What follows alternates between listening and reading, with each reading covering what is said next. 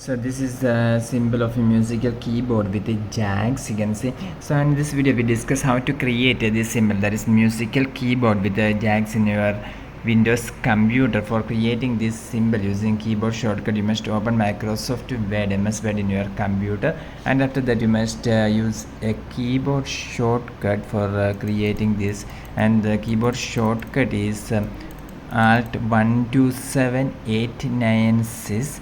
I'll show you how to create. So you must simply go to your computer keyboard, and suppose if your number lock key is off, you must turn this on. Now we have enabled the number lock. Now you can see Alt key on the left side of the space bar. You must press and hold this Alt key.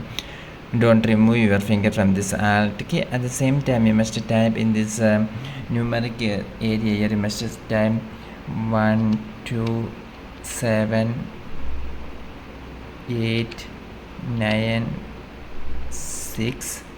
So after typing 1 2 7 8 9 6, you can release your finger from this Alt key, and you can see that the symbol have been arrived. For more, you can subscribe.